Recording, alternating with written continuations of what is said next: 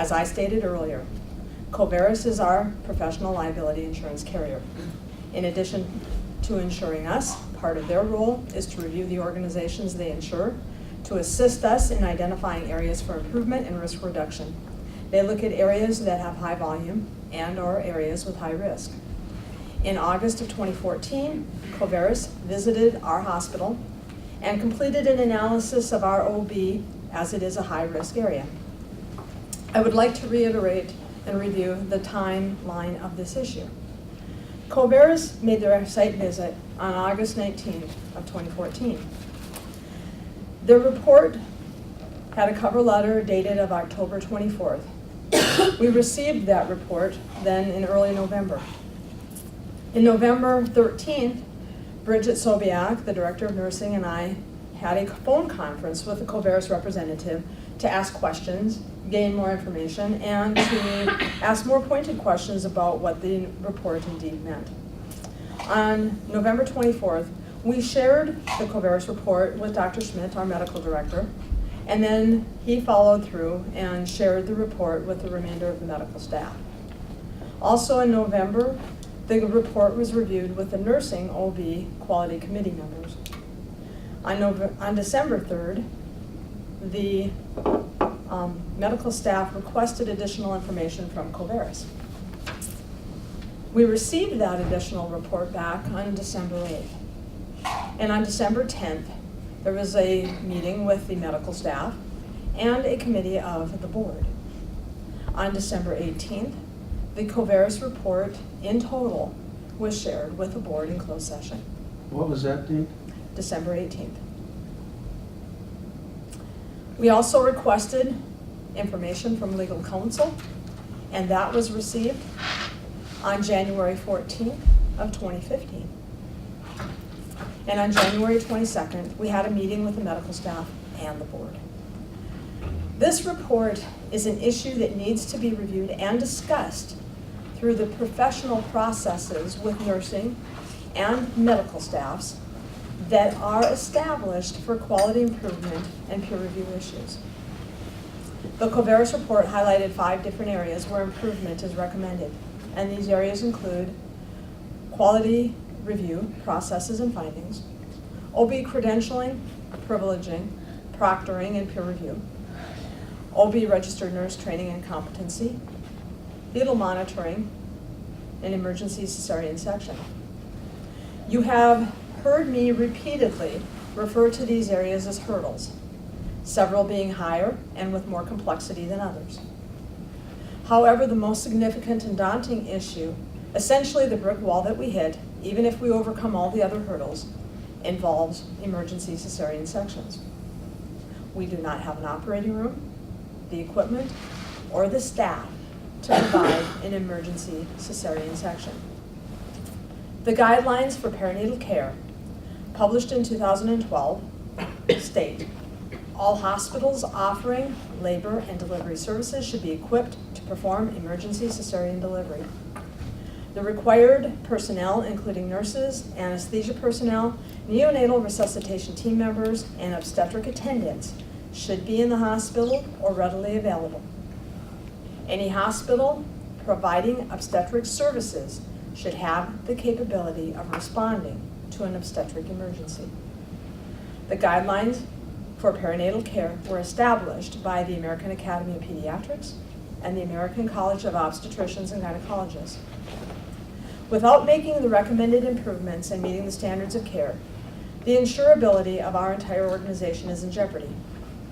What does that mean? Either our insurance policy will not be renewed, or the cost will be raised to a level that is virtually unaffordable. What about another insurance carrier? Unlikely but possible. However, if we come back to the main issue, our failure to meet the standards of care still exists, regardless of the insured. Can we go without insurance? Unadvisable. Most companies that provide reimbursement for the services that we give to our patients require that we maintain professional liability coverage. Conservative estimates to meet recommendations of Coveris is over an additional $1 million a year. Please note that is $1 million per year, not a one-time cost. These costs are predominantly for anesthesia and surgery employees, and we do not even have an operating room at this time. These costs do not include the cost of the surgeons needed to perform the surgery. Vera Schumann, our Director of Finance, estimated that an all-in cost would be close to $1 million or over $200,000 a delivery. But again, this issue was not based on financial issues. As you are aware, we do not have an operating room. We're in the middle of a building project that included a labor, delivery, recovery, and postpartum, better known as an LDRP room, and an operating room. Should we discontinue elective deliveries, we still have space, but it won't be called an LDRP. You have stated that the major goal for the construction project is to allow the building to be as flexible as possible. If standards change or an opportunity arises, you do not want the building to be the limiting factor to any services that we can contemplate. You have seen detailed information regarding the number of deliveries at Cook County North Shore Hospital from 2002 to 2014. On average, we have 9.5 deliveries a year. The number of deliveries for Cook County residents from 2002 to 2012 is an average of 46.6 deliveries per year. That shows that 20% of the deliveries take place at Cook County North Shore Hospital, with 80% of the deliveries going elsewhere. Regardless of your decision, the Sawtooth Mountain Clinic and their doctors and employees will continue to provide prenatal and postnatal care. And we will provide emergency deliveries for those babies who just will not wait. No one, not you as the board, or any of our caregivers wants to discontinue elective OB services. But we do want to provide quality services that meet the expected standards of care for OB services in a hospital, because that is what we are. We are a hospital. It is not what the board personally wants to do, but what is in the best interest of the organization. You as the board are legally responsible for the operation of Cook County North Shore Hospital and Care Center. That includes a fiduciary responsibility, a duty of loyalty, and a duty to care for the organization you have the responsibility to govern. Please remember, as you as the board, in consultation with the medical staff, are responsible to ensure that we provide quality care that meets all applicable standards to which we are legally accountable.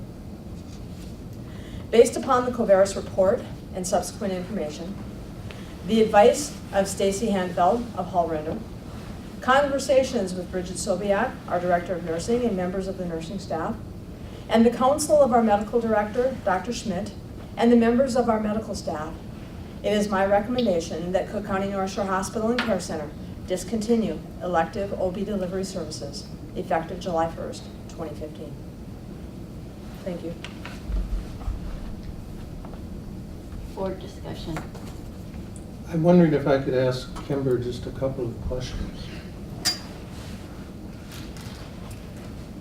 Certainly. Okay. To be clear, this standard that we are not able to meet is not created by an insurance company? Correct. Or Congress or the legislature? Correct. It's a medical standard? Yes, it is. Does it, well, how should I state this? Are any hospitals exempted because of their remoteness or their size or the number of deliveries they make a year? No. Same standard applies to Hennepin County General as applies to us in this case?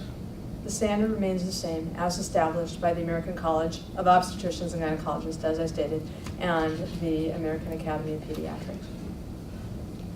You're assuring us that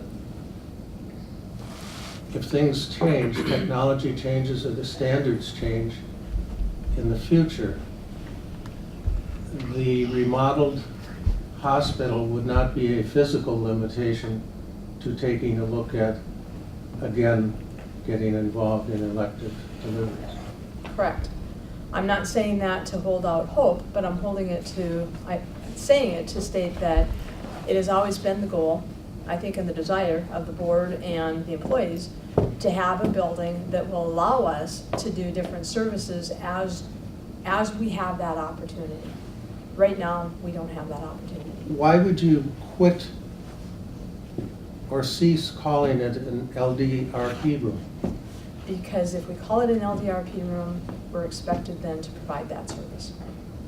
Okay. However, it could be a room that, I understand some of the comments that individuals, if there is an emergency delivery, wouldn't want to deliver in the emergency room. So it would be nice to have a room that has ultimately been designed for that purpose.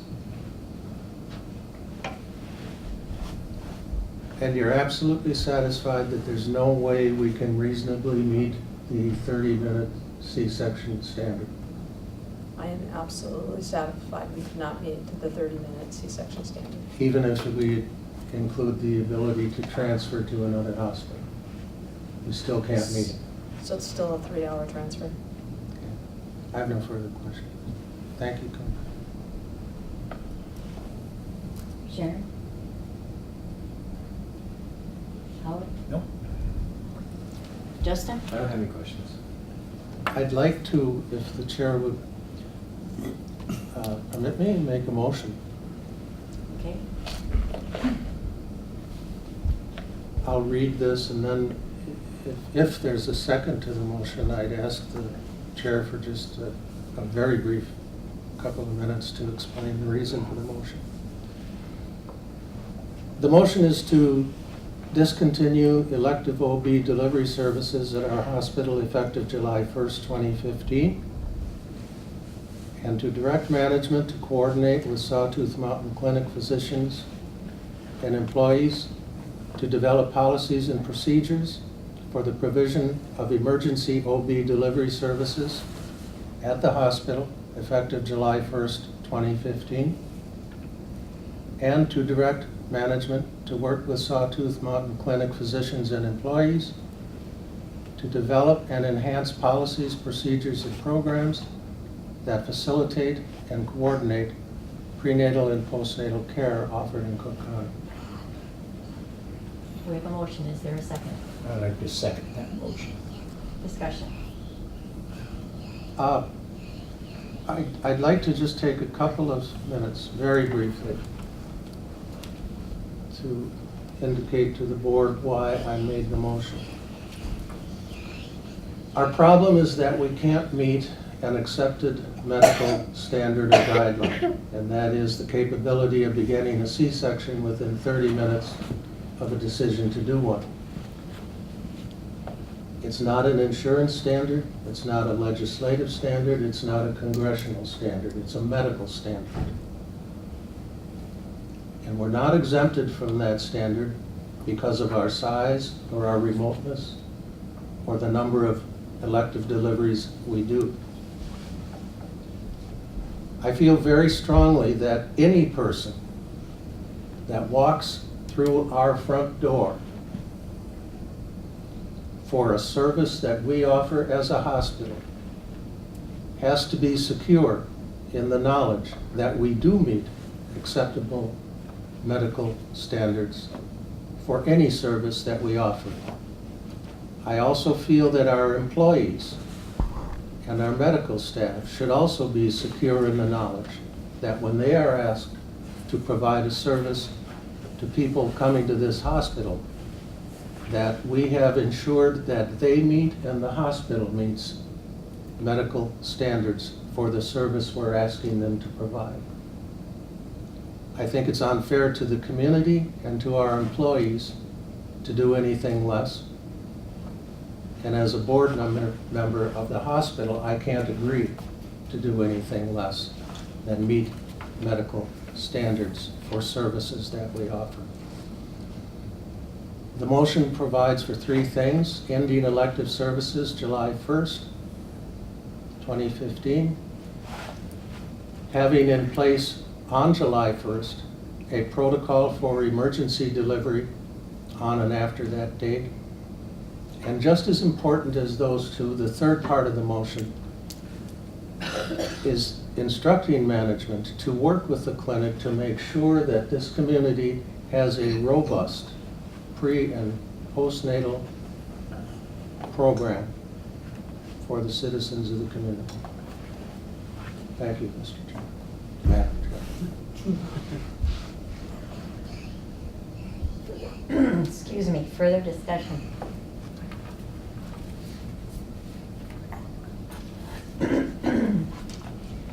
Oh, I have I'm very torn at this because it is something that we have, struggled with for quite a while. I also see this as, Tom has hit many of the points right on the head. I mean, this is something that, I had a couple of emails, and I think some of you did also, with several people. And one of them was very concise to the point that they knew that living here in Cook County, they could not expect to come into the emergency room and see a cardiologist right away. And I thought that was a good analysis. We provide the best care that we can provide here. We also provide the service to be able to get them to where they need to be. And it looks like OB care is going to be falling under that also. So if there's no further discussion, call for a vote. All those in favor? Aye. Aye. Opposed? Motion carried.